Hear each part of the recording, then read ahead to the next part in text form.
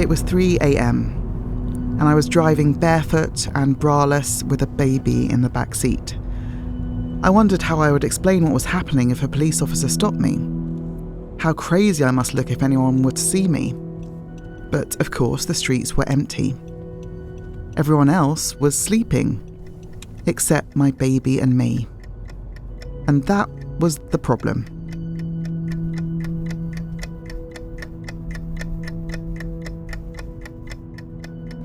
I had been up for hours, rocking and cuddling and burping my baby, but he would just not go to sleep. I felt completely out of control and alone. I tried everything I thought a mother should, and then I found myself doing something I thought a mother shouldn't. I held my baby right up to my face, stared him in the eyes, and shouted, "Go to sleep!" My baby. So delightful in daytime, at least most of the time, had become my nighttime nemesis. That was when I knew I needed to get out of the house. And that was how I ended up alone with my baby, driving up and down the streets at 3 a.m, painfully aware that I would be starting my working day in just 6 hours. I felt desperate and ill-equipped for motherhood, set up by false societal expectations like I had packed for the wrong trip. So much of motherhood turned out to be a world away from what I expected. The relentless juggle of paid work and parental care, the societal expectations and spiritual revelations. So much of motherhood isn't talked about or well understood. Never mind how I would explain what was happening to a police officer, how could I explain it to myself?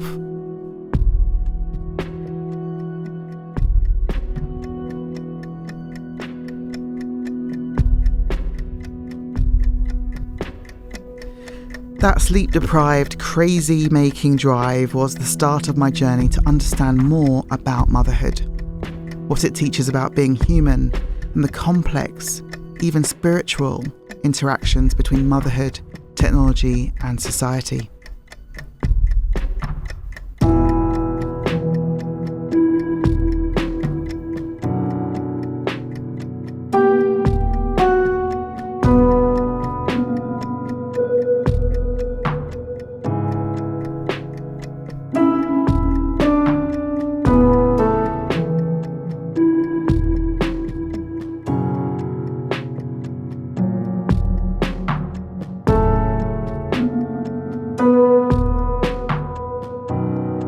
I'm Chine MacDonald, director of the religion think tank Theos.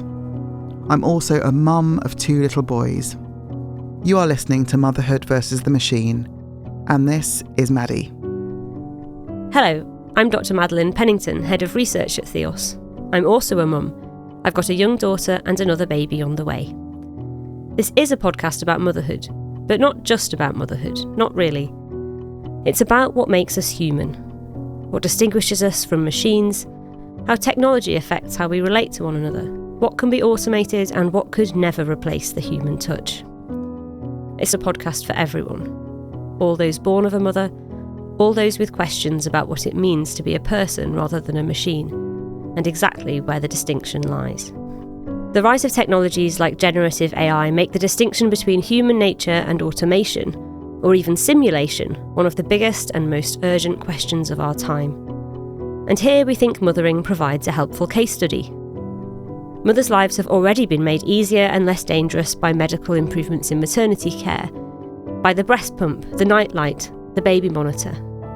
And for now, there are still clear technological limits on what of the maternal experience can be automated. But with the increasing viability of technologies like the artificial womb, is there anything machines couldn't do to free up mothers in a modern society? And perhaps more fundamentally, are there areas where trying to mechanise a human process simply misses the point? We speak to a range of thinkers and writers on motherhood to try and open up these questions.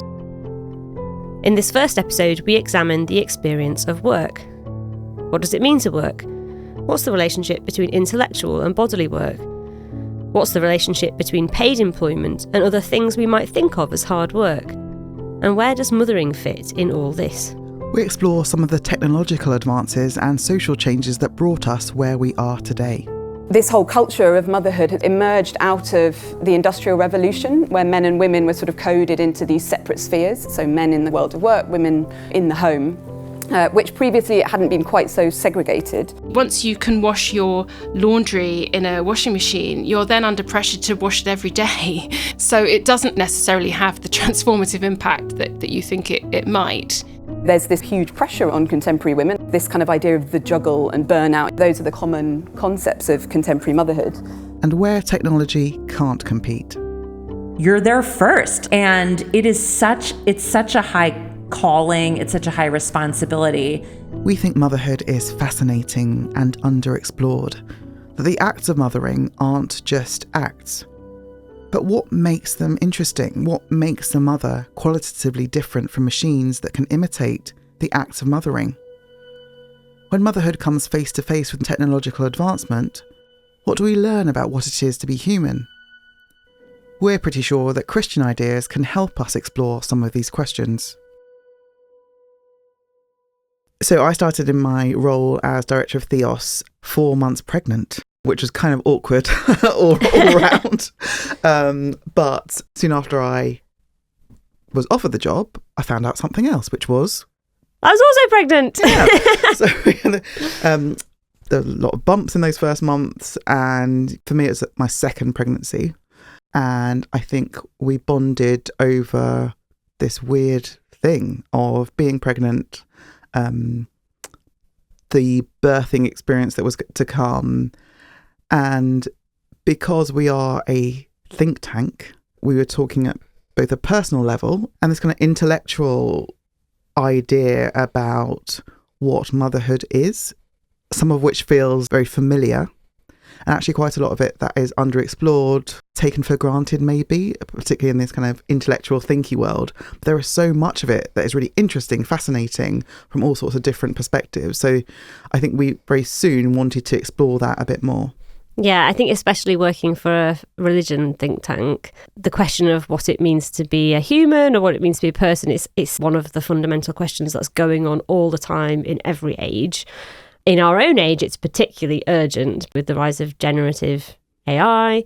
That what it means to be a person rather than a machine is such a big question for society right now. Being a mother feels like, on one level, sort of just very far away from that. Just the kind of extremely proximate and personal and intimate work with another person and relationship with another person and just looking after somebody, but also the fact that is behind closed doors often means that none of the lessons of that really fundamental relationship are brought to this big urgent question in society. Like we have to grapple as a culture with where we think the line between humanity and technology is. And sometimes it feels like that conversation is a bit sort of functional, like it's sort of like divvying up roles. Like what can we give to the robot and what jobs can we keep? Outsource. Yeah, exactly. But actually that there's something more going on, really. It's probably worth saying that in our research, we were exploring 3 particular themes: productivity, work, and death. And I kept on thinking, I think motherhood could speak into productivity. I think motherhood could speak into work. And I think motherhood could speak into death. Like becoming a mother or being a mother speaks to so much of these kind of fundamental questions about what it means to live, what it means to die, what type of work is valued in our society and what is not. And I have devoured books about motherhood in recent years. There's been this kind of outpouring of writing about the maternal experience. There were intellectually challenging books about the institution of motherhood. And one thing that is perhaps underexplored for us as a Christian think tank is the kind of theological ideas that underpin some of these big questions about being a mother. I think as well, starting with work, everything else sort of folds out from there in terms of where does it become tasks and where is it relationship, and also that sense of the hiddenness of it and the implicit value judgments we make about it all the time. One of the nicest things that anybody has ever said to me was when my daughter was about 1.5, and we went to this Christmas party, and she sort of toddled in the door, and this sort of kind of like honorary uncle, he hadn't seen her for a year, and he just said without thinking, oh, there's a lot of work gone into that. And I just sort of laughed and was like, yeah, but internally I was like, I want to cry and give you a hug. Like, because actually, yeah, there's a lot of work that's gone into that. And all of the emotional work and the intellectual work and the exhaustion and the number of calories that's gone into that child is just so, I guess, just taken for granted often and not seen as if it sort of says anything interesting or important. And yet calling it work is not to say, oh, it's just a real trial. I mean, to be honest, some bits are a trial, but that it's recognition that it's not simply enjoying the company of somebody else, that you are crafting and nourishing and bringing up, which also has societal value. There's just a lot that goes into having a new citizen as an adult in the world. Someone's got to do it. So even those small moments of recognition can actually mean really quite a lot.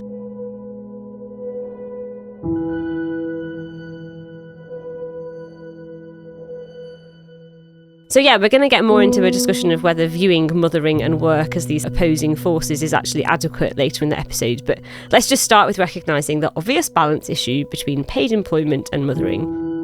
I went to the Bear Cubs toddler group in South East London recently to ask some mothers there to describe the juggle of motherhood.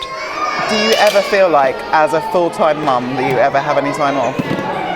No. And I feel like I'm not allowed to have time off because my job and responsibility is to look after them.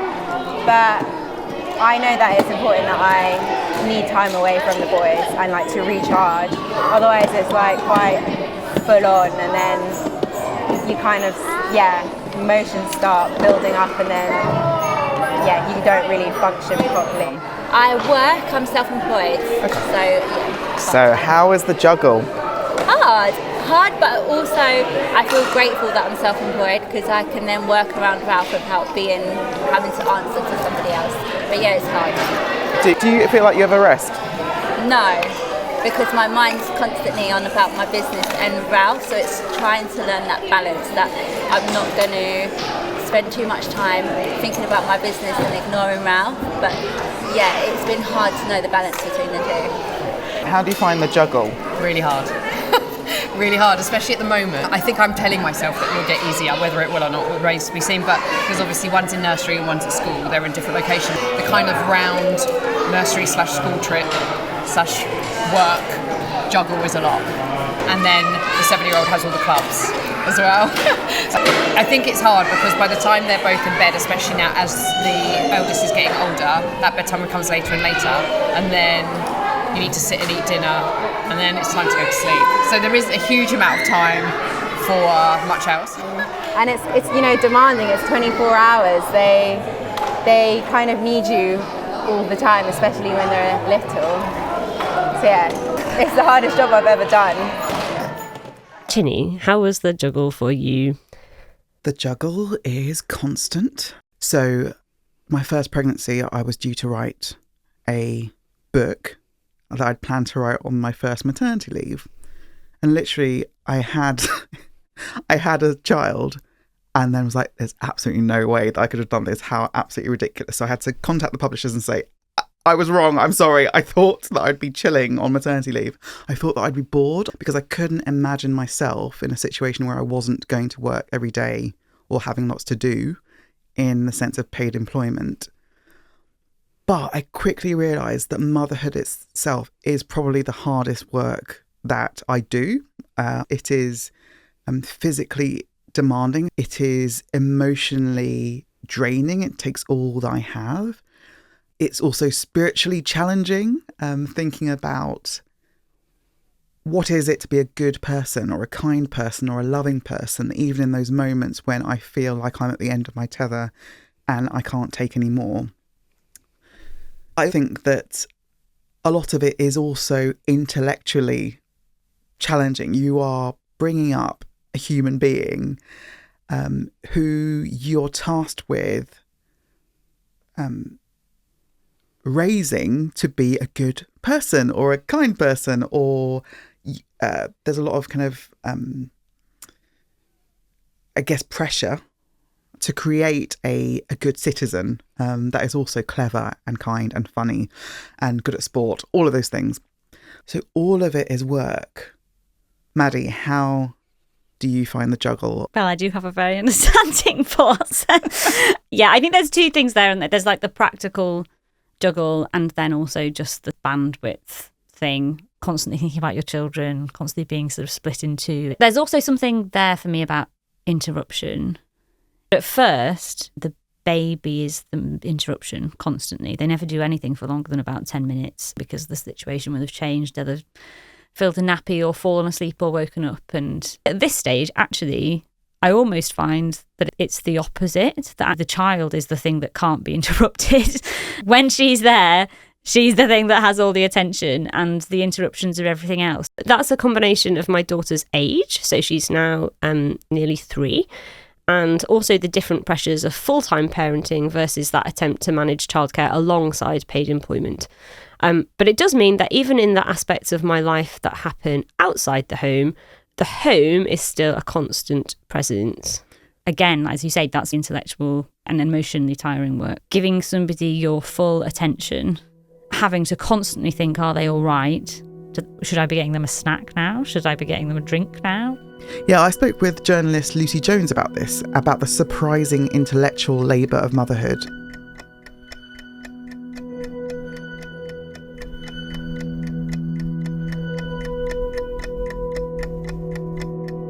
I think I went into motherhood, and I'm ashamed to say this, but this is the truth, really thinking that care work was drudge work, that it was mindless, unintellectual. Actually, the work of caring for an infant is immensely skilled and sensory, complicated, multi-layered work. Lucy is the author of Matrescence, on the metamorphosis of pregnancy, childbirth and motherhood. It really bowled me over how intellect was a big part of this caring role, and it involved thinking in a different way. It involves a really deep level of empathy, a language of noises and sounds and touch. It's so much more tricky, difficult, enlivening, skilled, complicated, I had realised. She talks about motherhood as a kind of stalled revolution. I think it's Crittenden, the academic, who says the egalitarian office party is over once you have a child. And I think that, that is a real shock. It can be difficult to get back to work. We all know about the motherhood penalty.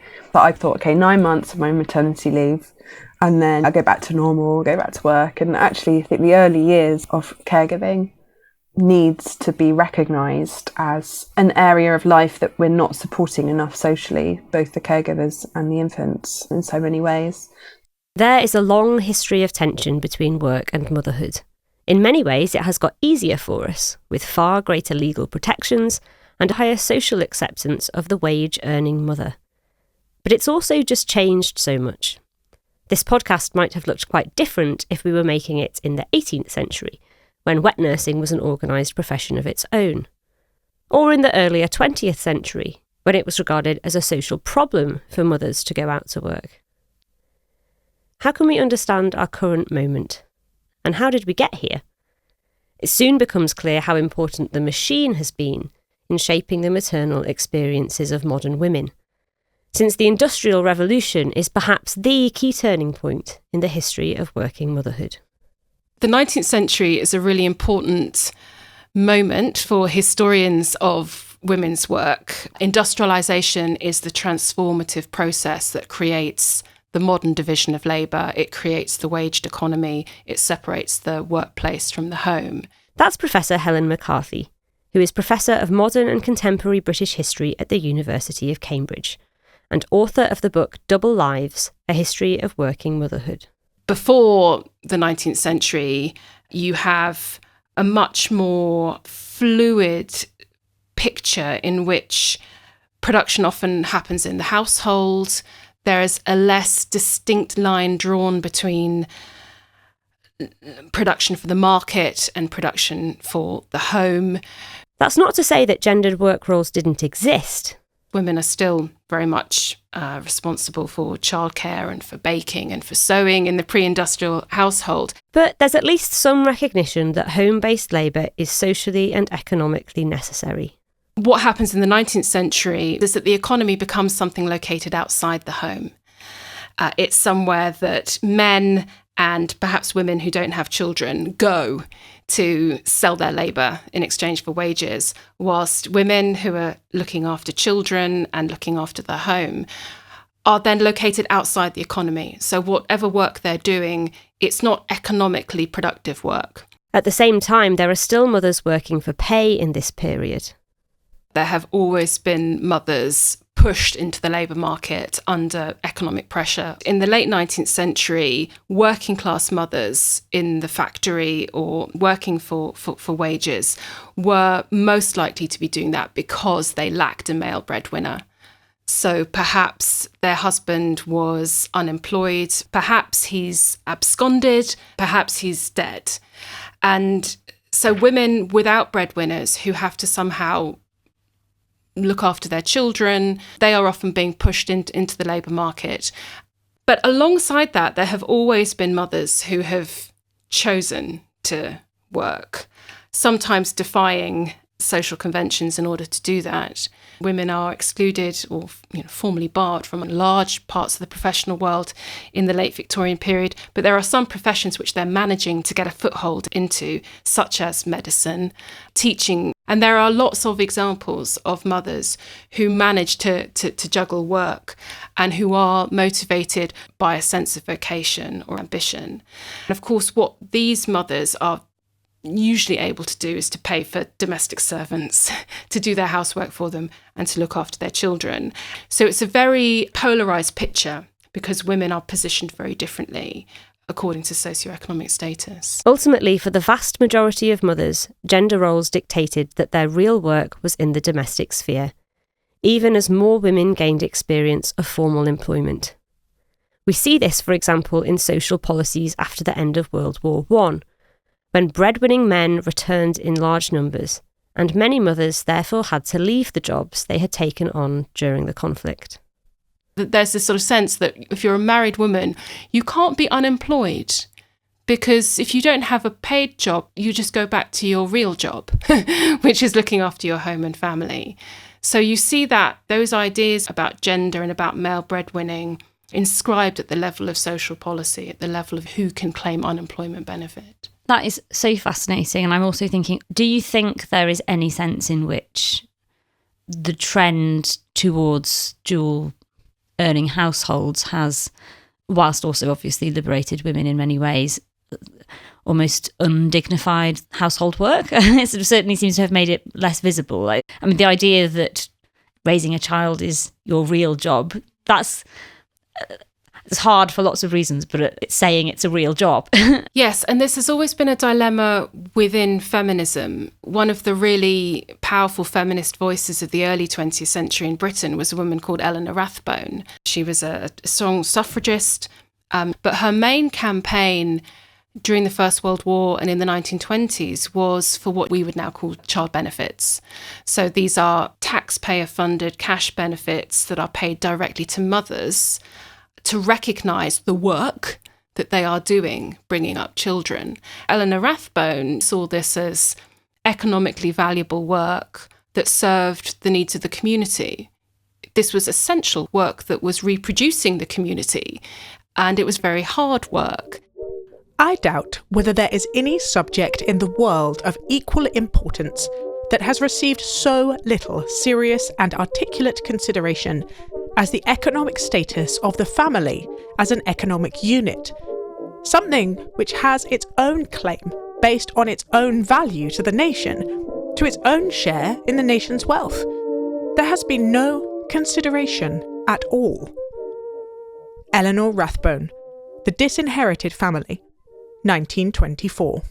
And this very sort of powerful campaign eventually came to fruition with the Beveridge Report, which was implemented in 1945, and child benefit came in, although paid at a much lower level than Eleanor Rathbone would have liked to see. But within feminism, this was quite controversial because for some feminists, what Rathbone was really saying is that mothers should be paid to stay at home. And true emancipation, in their view, lay in women having equal access to the labour market. So there's always been a debate within feminism about whether paid work is emancipatory for mothers or not. If you were writing the history of our own age, what do you think are the key points? Where have we got to? I think that the pandemic really exposed a depressing continuity with earlier decades in which this domestic division of labour was so deeply entrenched. All of the research that came out during the pandemic and since about the pattern of who was doing what in couple households where there were men and women and children showed how male work was privileged, men's time was protected. The task of homeschooling children was mostly shouldered by women, including women who were trying to do their own jobs. And the other point the pandemic exposed was just how marginal childcare is to government thinking. You close nurseries, you close off access to grandparents and wider support networks, and you somehow expect mothers to be able to carry on doing their jobs. That is a continuity in government thinking around childcare right across the 20th century. There have been moments when government has been willing to step in and provide affordable childcare, and the two world wars are good examples of this, always because they needed to mobilise women's labour, so there was a very strong imperative to do that. But the rest of the time, childcare is something that parents sort out for themselves. It's a private affair, and usually the way they sort it out is by women doing it.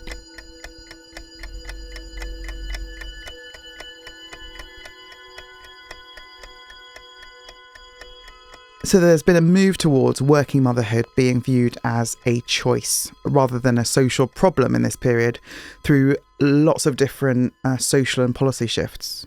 Yeah, and choice sounds like a good thing there, but it's not entirely unproblematic. So firstly, and this is a technological point as well, that whole move shifts women from being producers in their own right to consumers. Professor McCarthy also writes about the consumer culture that builds up around domesticity in the mid-20th century. So there's lots of advertising of products targeted at women to make their lives easier. And that in some ways obviously is a good thing, like the machine making our lives easier. But it also is quite surprising in the way that it actually just builds more pressure. Social commentators pointed out that in the 1950s and 60s, actually, once you can wash your laundry in a washing machine, you're then under pressure to wash it every day. So it doesn't actually have the transformative impact that you think it might. There's definitely a cautionary tale on the unfulfilled promise of the machine to ease the burden. So we return to that later. But the other thing to say about this move towards a choice, and it's not unrelated, is that as we've generally moved towards dual working households and there's been increased economic and social pressure on women to earn, actually there are lots of ways in which it isn't a choice at all. There are people who don't have the choice whether to go back to work or not. They simply have to go back to work or simply have to stay at home, depending on their personal situation. And the juggle between work and mothering is now seen as a personal responsibility. And where that's not possible, therefore, it's also seen as a personal failure.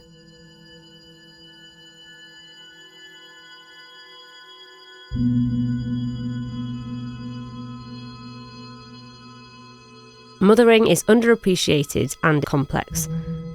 Our society just doesn't seem to value mother work, just as it doesn't value caring professions in general.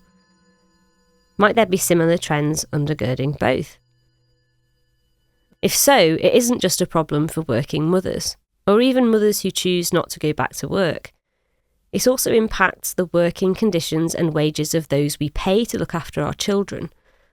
And since a lack of government support for our formal childcare systems also makes childcare very expensive, that same underappreciation also locks many other mothers out of the labour market altogether. More than 7 in 10 local authorities report that early years settings are finding it, quote, very difficult to recruit staff with the required qualifications and experience. And research from Nesta in 2023 calculated that the expansion of free childcare announced by the government that year would require an 8% expansion of the sector's workforce. In fact, the sector has lost 3% of its workforce since 2019. Outside nursery settings, it's projected that a 25% increase in the adult social care workforce will be needed by 2035. But in 2022 to 23, the job vacancy rate in adult social care was more than double that of the economy as a whole. All this highlights how inadequate it is to see caring as not working, as opposed to paid work that happens outside the household. Our post-industrial conception of work is just too narrow. Caregiving seems to clash so acutely with so many of the values that our society is predicated on. Ideas of and ideals of self-reliance and self-sufficiency and independence and so-called freedom and autonomy. That's Lucy Jones again.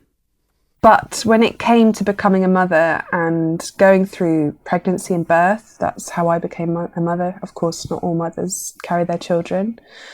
I realised that a lot of these ideas were inadequate, and that in this kind of great vulnerability of the infant and myself after birth, and understood myself really for the first time as a truly interdependent being.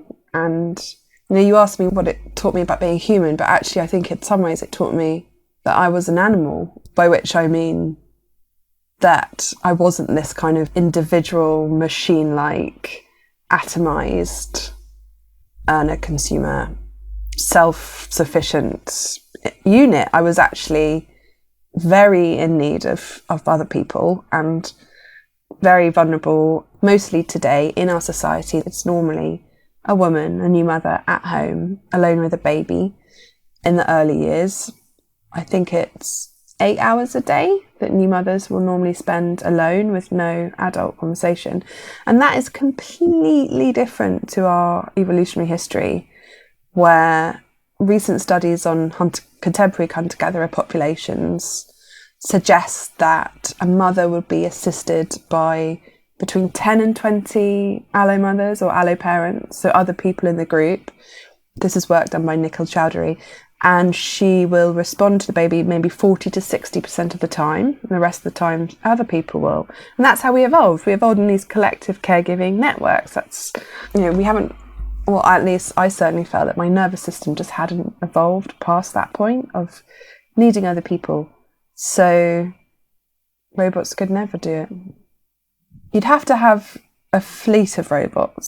That's the thing, isn't it? A robot would probably say, a computer says no, I actually can't look after the baby and wash up and tidy up and write and think and wash myself. And probably, I suggest that you can get a number of different robots. Yeah, they'd have to have 8 arms or something, or like 12. You could have 20 arms. Yeah, but a robot wouldn't have been socialised to not say it. So what can we learn from that about the real value of motherhood? I don't think until I published the book and went out talking about it and meeting people, I had a sense of how common it is to feel very unmoored and sometimes traumatised by becoming a mother in our society, and also how generative and creative it can be, and how much appetite there is for bringing this experience out from underneath the carpet, both to say, the way we are treating new mothers and caregivers and the vulnerable is just not good enough on a kind of socio-political level, but also there has been so much taboo around the maternal experience, not just the brutality of it or sometimes the body horror or the struggles, but also the beauty, the bliss, the kind of intellectual, philosophical fruits that I think can come from it. So we've seen that the modern history of working motherhood has been one of separation between paid work and the household, and considered how that has affected how society views the care of children and other vulnerable groups. Practical measures like home working and a fairer taxation system for families might ease the tensions between mothering and employment. Greater support for formal childcare and higher pay for those who look after our children professionally are long overdue. But there are also underlying questions here about what we value as skills, why mothering is so often portrayed as something anyone can do, and what the real work of mothering actually is. So let's turn to dig a bit deeper into the work of raising a child. You might think in an age of dual-earning households we're doing less of it, but in fact the opposite seems to be true. Research suggests that in 1961, mothers spent an average of 96 minutes per day on childcare, which increased to 162 minutes per day in 2015. Fathers did 18 minutes of childcare per day in 1961, which increased to 71 minutes in 2015. As economic shifts have changed the experience of mothering, it seems that other social shifts have been at work too. I spoke to Charlotte Fairclough and Mary Harrington about this at How the Light Gets In Festival. Motherhood versus the machine. Please give a warm round of applause for your host, Chine and Maddy. It feels like part of the issue today is this concept of intensive mothering that enters into the conversation where mothers are both having to play out the good mother trope, but might also work, or all of these things. Isn't it a good thing that there is more and more technology available that can alleviate some of the burden of this kind of idea of intensive mothering that is very much of the 21st century as opposed to the 18th century? As more women have entered the workforce, you might think that the standards around mothering would decline, but actually that's not what we see at all. We see them both go up in parallel. That's Charlotte Fairclough, who is Associate Professor in the Social Research Institute at University College London. Technologies can sometimes up the ante in terms of the standards. So, the invention of the vacuum cleaner meant that actually everyone had to have clean floors every day. And so there's this huge pressure on contemporary women, and I think it is gendered. It is particularly women to whom a lot of these messages are directed. This kind of idea of the juggle and burnout, those are the kind of common concepts of contemporary motherhood. I think the intensive motherhood kind of concept is quite a helpful one. And me and my colleagues have put this down really to the emergence and popularisation of infant psychology, particularly in the 1970s. This idea called parental determinism, this idea that what happens in infancy in particular has lifelong implications. So these days we're thinking, did I make enough eye contact with my baby? I missed out on skin-to-skin after birth, and that's it, we missed that window. It's that sort of, everything has become a learning opportunity. One of the problems with that is that regularly in the course of my research, I've met women who have had something close to a breakdown really about not being able to breastfeed. They talk about formula milk as this kind of poison, and they feel guilty about how they failed to enact this kind of natural vision of motherhood. This whole culture of motherhood has emerged out of the Industrial Revolution, where men and women were coded into these separate spheres. So men in the kind of world of work, women in the home, which previously it hadn't been quite so segregated. Intensive mothering is very straightforwardly an effect of smaller families. And that's Mary Harrington, who is a writer, commentator and contributing editor at Unheard. She's written widely on the maternal experience in the modern West. And to an extent, it's about the fact that people only have 1 or 2 children now. You can afford to do that and to be radically responsive in that way. Once the team is bigger, you have to be thinking more in terms of common good parenting rather than radically responsive parenting. Do you agree, Charlotte? It's funny because I think you're completely right. I think the kind of very focused intensive parenting, it's sort of impossible after 2, really. I mean, even after 1, depending on how far you want to take it. On the other hand, I feel like after 3, your standards are just so low that it's I do actually know someone. Did she eat anything? I don't know, whatever. Doesn't matter. Maybe she just ate chicken poo. Whatever. So yeah, it's funny. It's a funny. I do know somebody. I know one mother who stopped after 1 because she said she would not be able to sustain that standard of parenting for more than 1. Yeah, I think that kind of says it all. Yeah.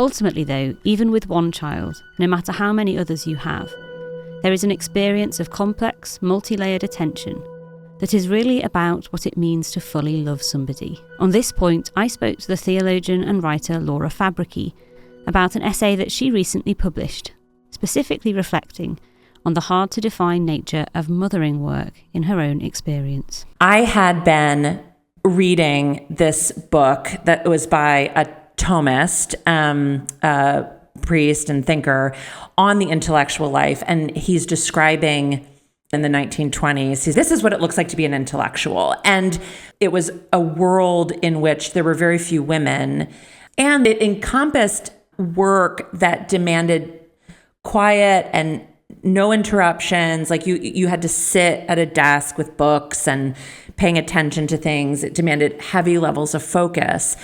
And there are literally no conditions in which someone who is with a 3-month-old at home might be able to achieve that kind of world.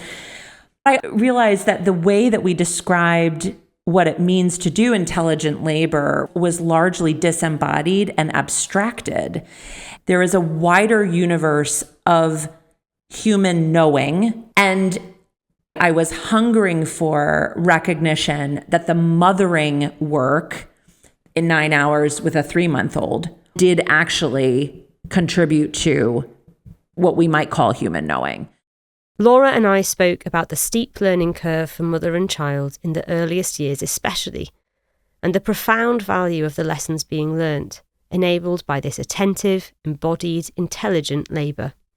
The experience of being with a very vulnerable human being, a human being that's completely, literally their only skill is to entrust themselves to your care, who has a few tools like crying, like lots of crying to communicate, but can't really say what they need. So you have to actually attend to all of their nonverbal communications. There is formation happening where you are bumping up against your replete lack of skill. It's a profound education. And the little person that you are caring for is also being educated. Like the expectation of, I should be cared for, I should be loved, I should be soothed. This is education too. This is all part of the development of a human person, including the human mind. Those earliest formations are elementary political educations. How we meet human needs, how we deal with, navigate human limits, scarcity, the sensation of scarcity, how we suffer one another in some ways, and how we decide how to suffer one another. And that is all part of learning how to be the kind of person who could adequately care for another. What I really took away from Laura's reflection on this process of formation was how particular, how intimate it is to those people within it, even though it happens all the time, every day between parents and their children. The work of mothering isn't just interesting or valuable because it requires lots of different skills, but because all of those skills point to all the different elements of what it takes to form a whole person. They show us what it means truly and completely to care for someone else.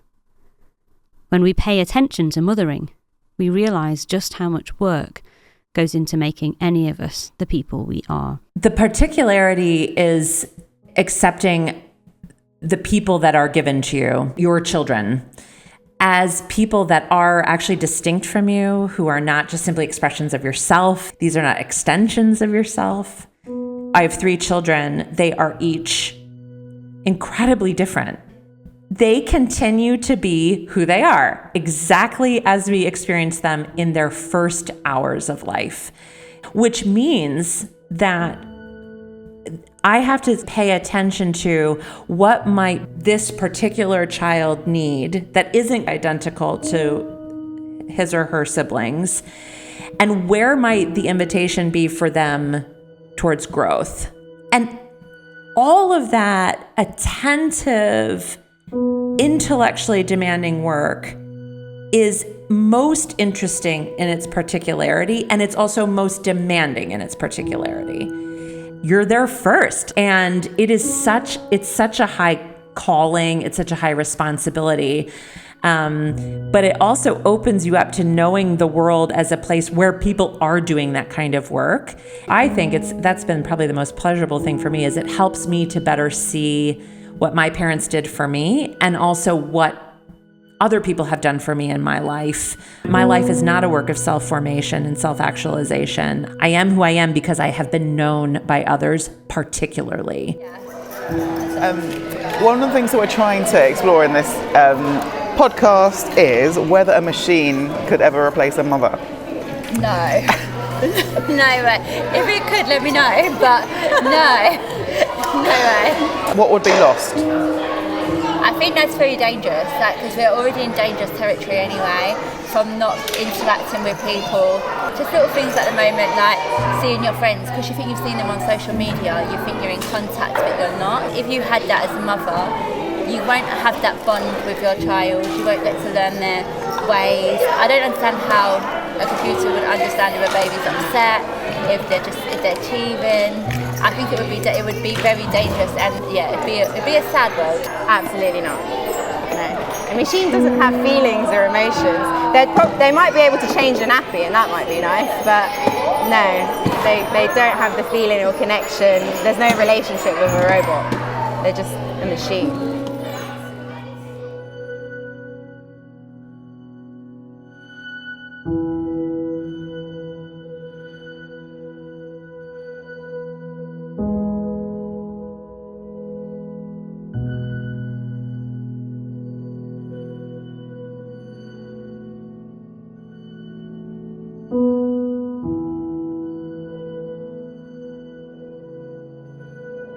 So one of the things that really came through in a few of our kind of guest contributions and interviews was how our own society kind of sees mother work, mothering, being a mother as something that's kind of marginal, easy, that it's something that happens in the home, it's private. And maybe I think what that's shown us is that actually we probably need to pay special attention to it and not to miss it because it's happening somewhere else. Actually, it shows us up some really important things about what it is to be human. And it's almost this blind spot in how society sees mothering. And that same blind spot then shows up in how badly we treat those who are working, caring and nurturing professions, because we kind of see it as unimportant, low-skilled, something that is of kind of very little value. And that's clearly false.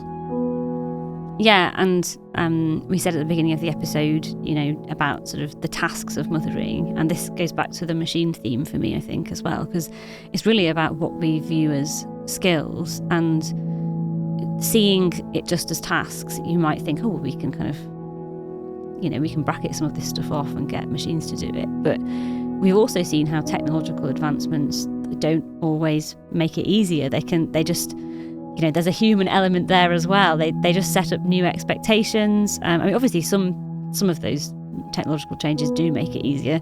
We don't spend a day doing the household laundry anymore.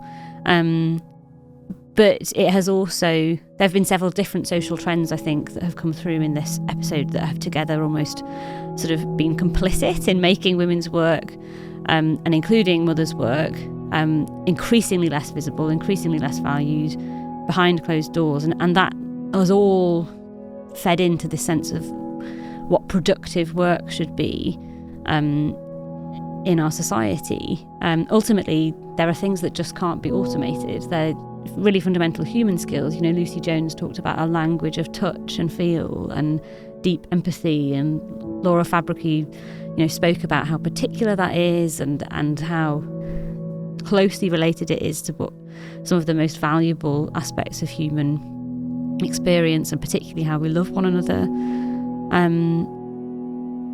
There is that sort of highly attuned love and that highly heightened vulnerability that is being learned. We learn how to navigate that, and it is partly learned. It's not just inherent. We don't just know how to be mothers straight away. I think that's actually one of the ways in which it's difficult, because maybe we assume that we'll just like, it's natural, we'll just get it, but there are all sorts of skills involved there.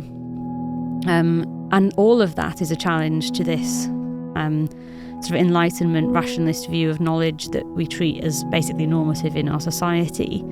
For me, zooming out a bit, the implication of that is that our categories are limited. So categories we might draw on: work, not working, economically inactive, productive, unproductive, intellectual, intelligent, all of those things, they all actually fall short to describe what's going on in the maternal experience. It's not just caring professions that's being devalued when we fail to pay attention to mothering. It's not just the intellectual challenge of it, it's all of it. It's actually a whole aspect of being human which comes together in this very particular experience. And this is why we are delving into this subject. It's absolutely fascinating. But maybe what we're seeing and hearing is that maybe in the end we don't really have the categories or language to describe all the ways it means to love another person. So perhaps society doesn't listen to mothers' experiences enough to be able to create those right categories. So maybe we need to do some more digging. Sounds like we need more episodes. Yeah, coming right up. In our next episode, we'll be going back to the beginning to consider the work of growing and birthing a whole new person. We already, if we can, try and delay premature delivery, but if we can't delay it, imagine if you could do something almost as good, transfer them into an external womb. So many of those things that we think of as profoundly human have a visceral, embodied component. But one of the things I find very powerful about the Christian account of the human condition is precisely its incarnate nature. Join us for our deep dive into the unusual elements of motherhood that can't simply be put into pre-existing categories. It's hard work, but not just hard work. You've been listening to Motherhood versus the Machine from the think tank Theos. Hosted by Dr. Madeline Pennington and me, Chine MacDonald. Stephanie Tam is our executive producer, David Benjamin Blower is our audio editor and sound designer, and Daniel Turner is our recording engineer and assistant producer. Our thanks to the Fetzer Institute for generously funding this project.